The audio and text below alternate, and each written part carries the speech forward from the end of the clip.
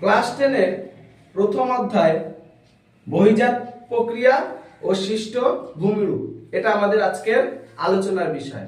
কিন্তু বহিজাত প্রক্রিয়া জানতে গেলে আমাদের আগে জানতে হবে ভূগাঠনিক প্রক্রিয়াকে কয় ভাগে ভাগ করা হয়। ভূগাঠনিক প্রক্রিয়াকে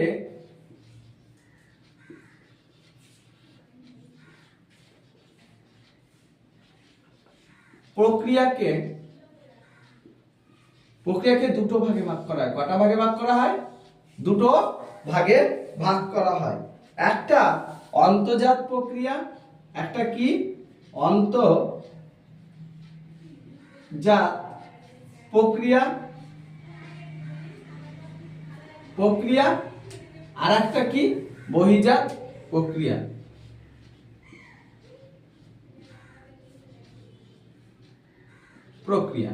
এই দুটো ভাগে আমরা ভাগ করতে পারি। তাহলে অন্তর্জাত প্রক্রিয়াটা কি এটা জানা একটু দরকার, যে এই অন্তর্জাত প্রক্রিয়াটা কি এটা তো আগে জানা দরকার। এই অন্তর্জাত প্রক্রিয়া কি? আমাদের এটা ধর ভূমিরূপ, তার নিচে যে প্রক্রিয়াগুলি ঘটে যা আমরা সচরাচর কি চোখে দেখতে পাই না। যেমন ধরো ভূমিকম্প একটা অন্তর্জাত প্রক্রিয়া। ভূপৃষ্ঠের নিচে যে ম্যাগমার প্রবাহটাও কি একটা অন্তর্জাত প্রক্রিয়া।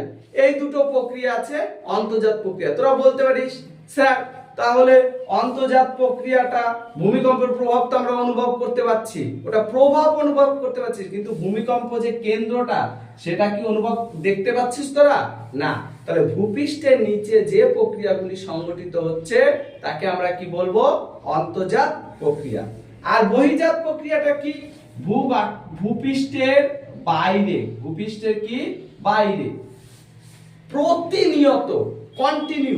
প্রতিনিয়ত নানা রকম পরিবর্তন হচ্ছে অত্যন্ত ধীর গতিতে, সেই যে নানা রকম ভূমির ভাস্কর্য তৈরি করছে তাকে কি বলবো আমরা? বহিজাত প্রক্রিয়া। তাহলে ভূগঠনিক বাইরে যে প্রক্রিয়া সংঘটিত হয় এবং নানা রকম ভূমিরূপ গঠন করে সেটা হলো কি? বহিজাত প্রক্রিয়া। আর ভূপৃষ্ঠের অভ্যন্তরে যে প্রক্রিয়া ঘটে তাকে আমরা কি বলবো? এক কথায় অন্তর্জাত প্রক্রিয়া। এবার তোদের সিলেবাসে কিন্তু আছে বহিজাত প্রক্রিয়া এবং বহিজাত প্রক্রিয়ায় গঠিত ভূমিরূপ, তাই তো? এবার বহিজাত প্রক্রিয়ার বৈশিষ্ট্য আমাদের জানতে হবে। বৈশিষ্ট্য কি? বহিজাত প্রক্রিয়ার বৈশিষ্ট্য বহিজাত প্রক্রিয়ার 1 নম্বর আমরা বৈশিষ্ট্য বলতে পারি এটা ধীর গতিতে ঘটে। এটা ধীর গতিতে ঘটে। 1 নম্বর দিতে পারি। 2 নম্বর বৈশিষ্ট্য আমরা দিতে পারি যে ভূমিরূপের উচ্চতা কোথাও বৃদ্ধি করে। এটা ভূমিরূপের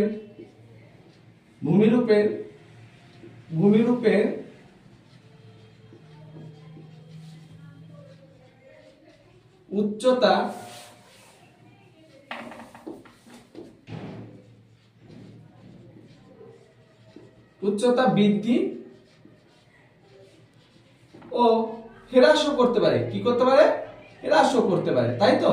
যে ভূমিরূপের কোথাও উচ্চতা বৃদ্ধি করলো, কোথাও কি করলো? হ্রাস করলো। আর কি করতে পারে? এটি একটি সাধারণ তল তৈরি করবে।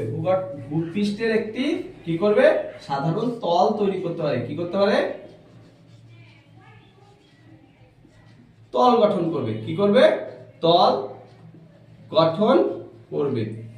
বহিজাত প্রক্রিয়ার মূল শক্তি কি? এই প্রশ্নটা কিন্তু এটা তো দেখা গেল বৈশিষ্ট্য। এবার বহিজাত প্রক্রিয়ার মূল শক্তিটা কি? বহিজাত প্রক্রিয়ার কিন্তু 1 মার্কের একটা প্রশ্ন আসে। যে বহিজাত প্রক্রিয়া 1 মার্কের একটা প্রশ্ন আসে কি?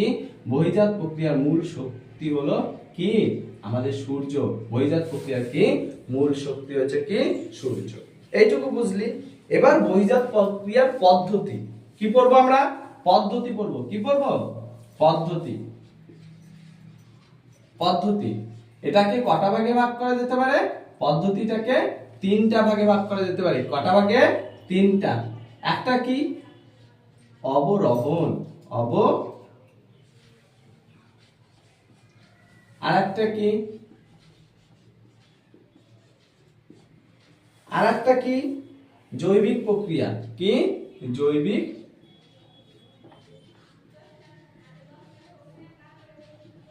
প্রক্রিয়া। এই তো মেনলি আলোচনার বিষয় হচ্ছে অবরোহণ আর আরোহণ। ঠিক আছে, এই দুটো থেকে পরীক্ষায় প্রশ্ন আসে। কি আসে? অবরোহণ আর আরোহণ। অবরোহণ আরোহণ কাকে বলে আসে, আর আসে কি অবরোহণ আর আরোহণের কি পার্থক্য। বুঝতে পেরেছিস? এটা হচ্ছে মেন পরীক্ষা বিষয়। তাহলে আমরা কি বলবো? অবরোহণ কাকে বলে? অবরোহণ প্রক্রিয়া, অবরোহণের বাংলা অভিধানিক অর্থ হলো নিচু হয়ে যাওয়া। কি হয়ে যাওয়া? নিচু হয়ে যাওয়া। অবরোহণের বাংলা অভিধানিক অর্থ কি? নিচু হয়ে যাওয়া। কি হয়ে যাওয়া?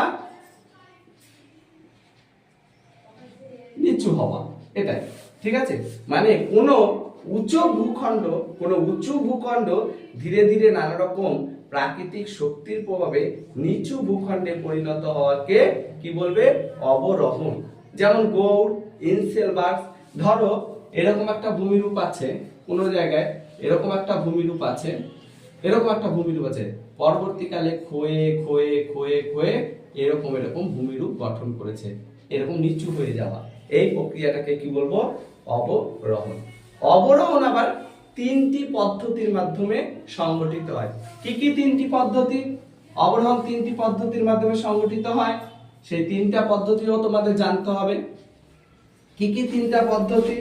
একটা হচ্ছে আবহবিকার, একটা হচ্ছে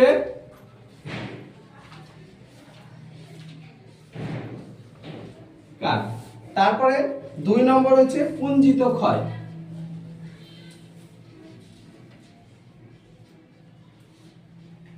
পুঞ্জিত ক্ষয়। আর একটা কি? ক্ষয়ীভবন।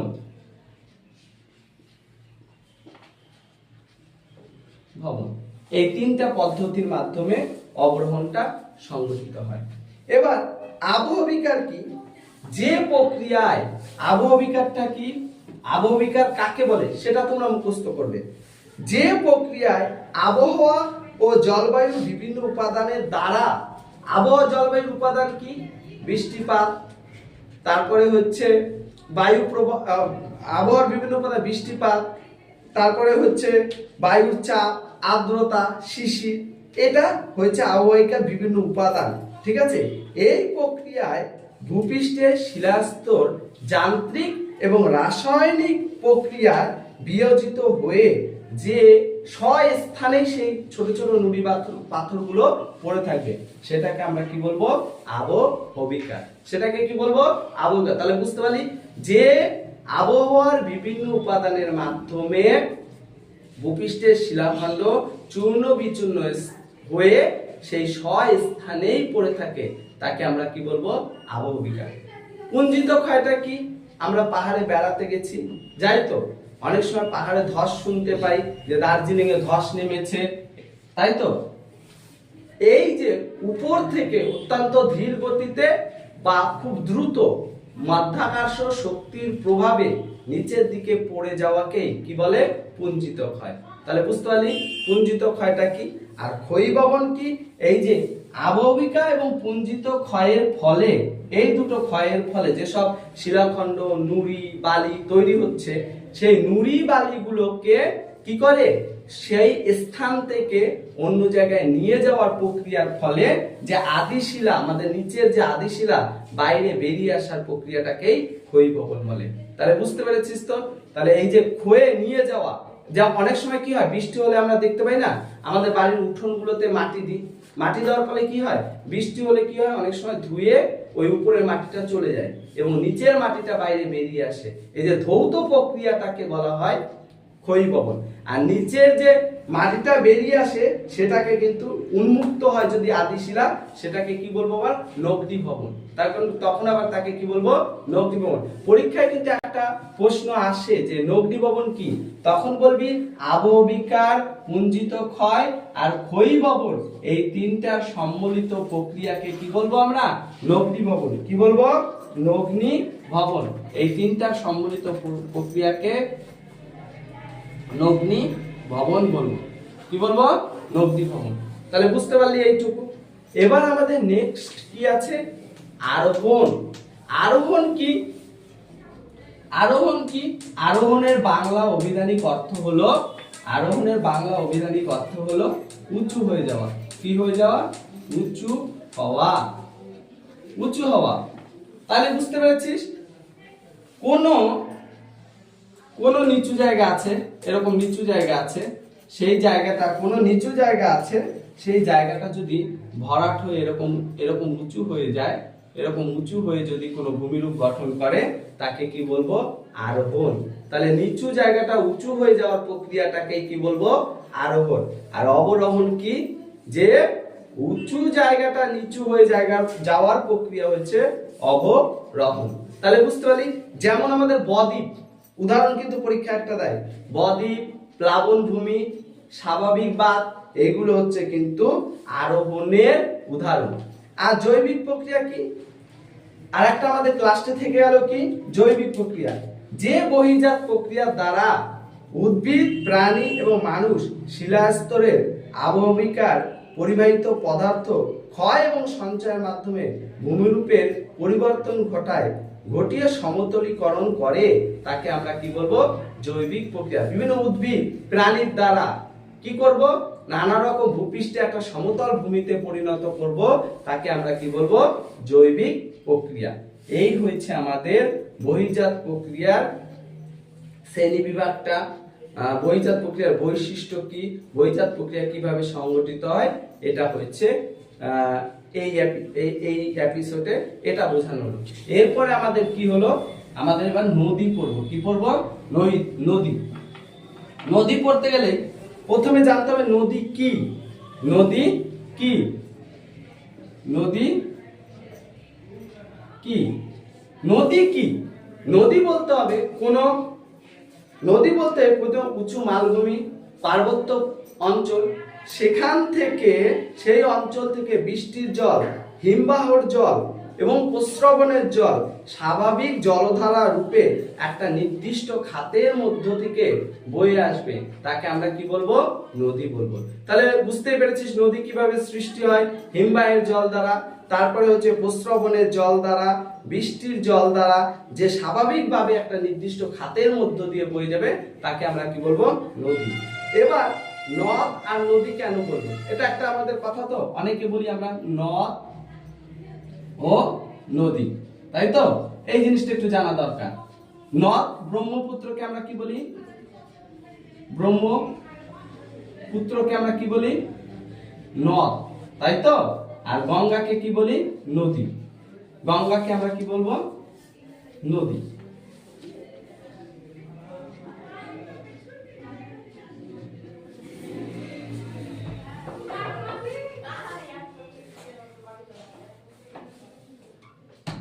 গঙ্গাকে আমরা কি বলবো? নদী বলি। তাহলে গঙ্গাকে কেন আমরা নদী বলবো? যে দেখো, নদী হচ্ছে পুংলিঙ্গবাচক শব্দ, নদী হচ্ছে স্ত্রীলিঙ্গবাচক শব্দ, আর নদ হচ্ছে একটা পুংলিঙ্গবাচক শব্দ, তাই তো? তো এই জন্য আমরা কি বলবো? গঙ্গাকে আমরা নদী বলবো, স্ত্রীলিঙ্গবাচক যেহেতু শব্দ, আর হচ্ছে নদ হচ্ছে ব্রহ্মপুত্র নদ, এটা হচ্ছে পুংলিঙ্গবাচক শব্দ। এবার কি নদী সম্বন্ধীয় পড়তে গেলে আগে জলচক্র পড়তে হবে। কি পড়তে হবে? জলচক্র। জলচক্র কাকে বলে? আমরা কি পড়বো? জলচক্র কাকে বলে, তাই তো? জলচক্রটা কি আগে বুঝে। জলচক্রটা কি? ভূপৃষ্ঠে জল, ধরো ভূপৃষ্ঠে কোনো জল আছে, এটা একটা কোনো নদী বা জল বা পুকুর যাই হোক বা সমুদ্র, জল বাষ্পভূত হয়ে কোথায় উঠে যাচ্ছে? আকাশ উঠে যাচ্ছে। বাষ্পভূত হয়ে কি হয়ে? আকাশ উঠে যাচ্ছে। আকাশে যে কি সৃষ্টি হচ্ছে? মেঘ সৃষ্টি হচ্ছে। কি সৃষ্টি হচ্ছে? মেঘ। মেঘ থেকে আবার বৃষ্টির মাধ্যমে কি হচ্ছে? বৃষ্টির মাধ্যমে আবার ভূপৃষ্ঠে নদী, সমুদ্র, হ্রদে আবার প্রবাহিত হচ্ছে। আবার সেখান থেকে আবার কি চক্রাকারের মাধ্যমে আবার বাষ্পভূত হয়ে কি হচ্ছে? উপরে উঠে মেঘ সৃষ্টি হচ্ছে। এই যে ভূপৃষ্ঠের জল যে চক্রাকারে আবর্তন হচ্ছে, কখনো ভূপৃষ্ঠ থেকে বাষ্পভূত হয়ে মেঘ, মেঘ থেকে আবার কি বৃষ্টি রূপে ভূপৃষ্ঠে নদী হ্রদের মাধ্যম দিয়ে আবার বাষ্পীভূত হয়ে উপরে উঠে যাওয়া, এই যে জলের যে চক্রাকারে আবর্তনকে কি বলবো আমরা? জলচক্র বলবো। তাহলে বুঝতে পেরেছি জলচক্রটা কি। এবার আমাদের করতে হবে নদী উপত্যকা। নদী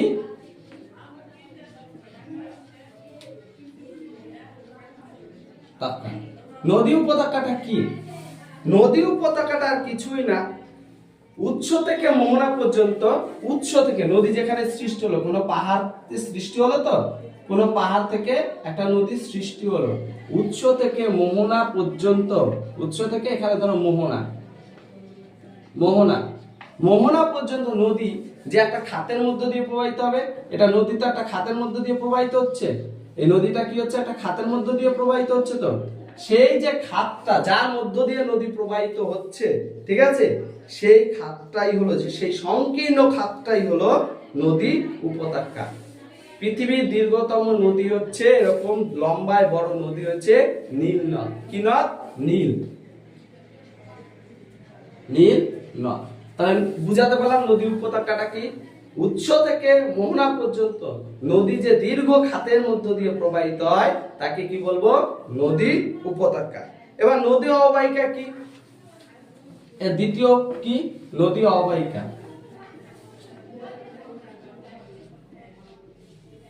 নদী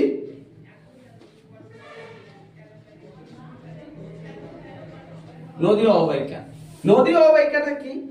প্রধান নদী, উপনদী, শাখা নদী, প্রশাখা নদী মিলিত হয়ে যে সুবিস্তৃত অঞ্চলের উপর দিয়ে প্রবাহিত হয়। এই যে আমরা মহানন্দা নদী, মালদা শঙ্কর নদীর উপর মহানন্দা নদী, মহানন্দা নদীর পাশে যেসব জায়গাগুলো, যে জায়গাগুলোর উপর দিয়ে নদী প্রবাহিত হয়েছে সেটাই হচ্ছে কি? নদী উপত্যকা। তাহলে প্রধান নদী, উপনদী, শাখা নদী, প্রশাখা নদী মিলিতভাবে যে সুবিস্তৃত অঞ্চলের উপর দিয়ে প্রবাহিত হয় তাকে হচ্ছে নদী অববাহিকা বলে। পৃথিবীর বৃহত্তম নদী অববাহিকা হচ্ছে আমাজন নদীর অববাহিকা। কোন নদীর অববাহিকা? আমাজন নদীর অববাহিকা। আর ভারতের বৃহত্তম নদী অববাহিকা হচ্ছে গঙ্গা নদী অববাহিকা। তাহলে বুঝতে পারলি পৃথিবীর বৃহত্তম নদী অববাহিকা কি?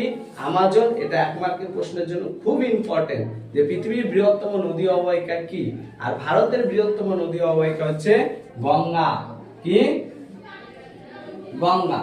তাহলে বুঝতে পেরেছিস তো নদী অববাহিকা কি। এবার ধারণ অববাহিকা কি? ধারণ অববাহিকা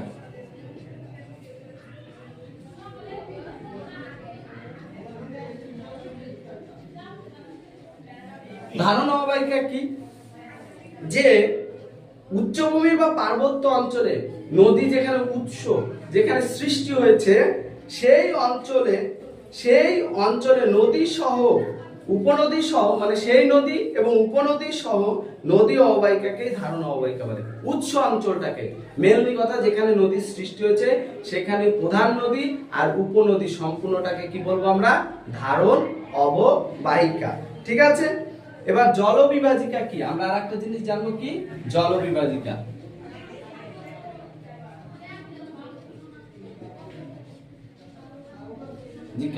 জলবিভাজিকা যখন দুটো নদী পাশাপাশি চলছে, এরকম দুটো নদী কি পাশাপাশি চলছে, মাঝখানে একটা উঁচু ভূমিরূপ, এই দুটো নদীকে মিশতে দিচ্ছে না, তাই তো? এই দুটো নদীকে কি করছে? মিশতে দিচ্ছে না। এই নদীটাকেও মিশতে দিচ্ছে না, এই নদীটাকেই মিশতে দিচ্ছে না। এই রকম যে উঁচু ভূভাগটাকে কি বলবো? দুই নদীর জলবিভাজিকা। বুঝাতে পারলাম যে এই দুই নদীর জলবিভাজিকা কি? মাঝখানে সেই উঁচু ভূমি। বিশ্বের বৃহত্তম জলবিভাজিকা হচ্ছে মধ্য এশিয়ার জলবিভাজিকা। আর ভারতের জলবিভাজিকা দেখো, উত্তর আর দক্ষিণ ভারতের জলবিভাজিকা হচ্ছে বিন্ধ্যা পর্বত, আর পূর্ব ও পশ্চিম বাহিনী নদীর জলবিভাজিকা হচ্ছে পশ্চিম ঘাট পর্বত।